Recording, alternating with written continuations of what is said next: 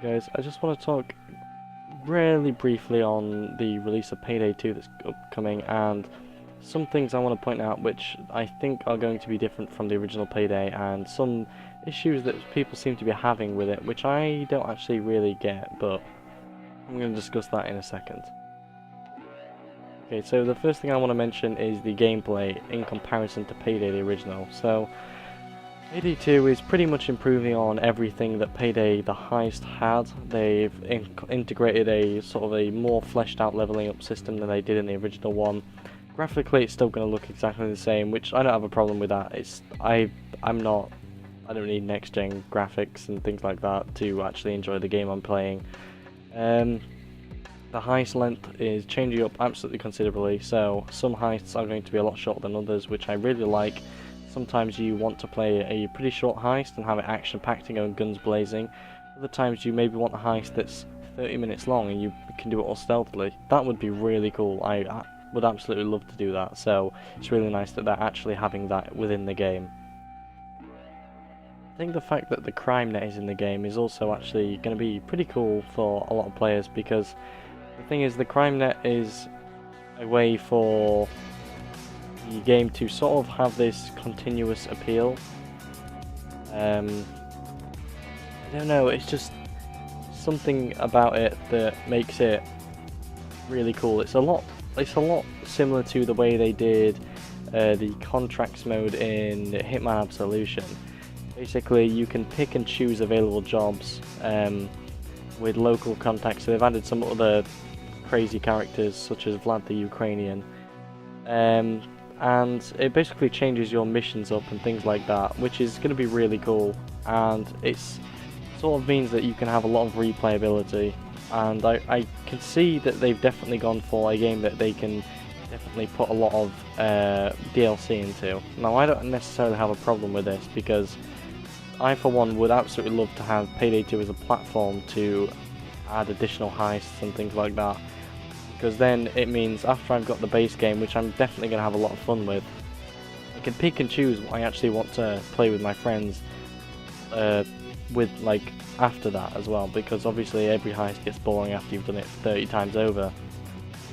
So it's actually really nice that they're not going to be just making another game straight away, and they're actually going to be shipping out DLC. Hopefully it's more reasonably priced than the Wolf Pack was, because I thought that was pretty expensive actually for DLC for Payday 1, but we'll see where that goes.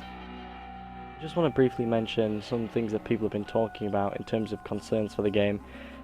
So a lot of people have been saying that, oh, I hate the fact it's got pre-orders, oh, pre-orders, first day DLC, and it's like, well, first of all, I don't think there's going to be, well, I'm pretty confident there isn't any day one DLC, because Overkill doesn't seem like the type of studio to do that, or 505 Games for being the type of publisher to do that.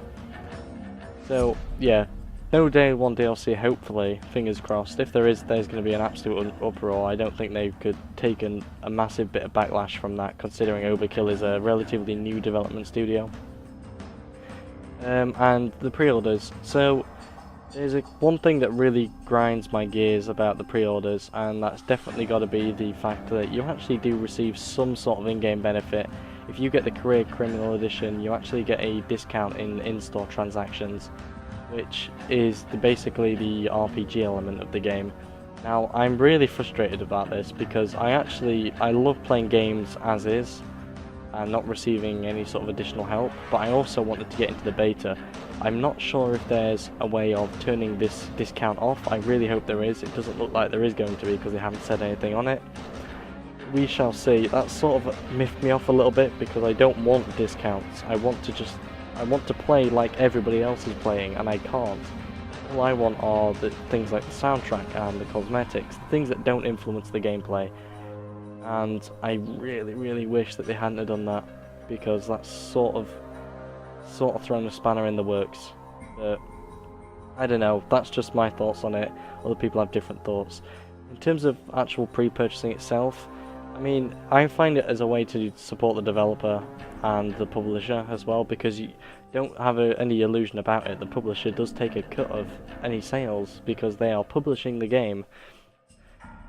thing is, in terms of pre-purchasing Payday 2, I don't have a problem with it because it's an established franchise. We already had Payday the Heist and it was very well received.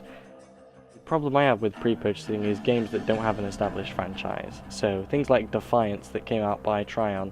We definitely know that Tryon are pretty good at doing MMOs, but they never did anything like Defiance before.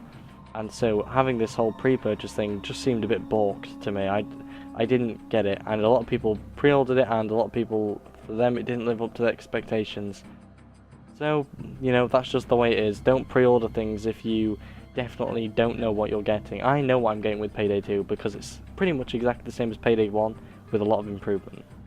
Thanks for watching, and I'll see you next time.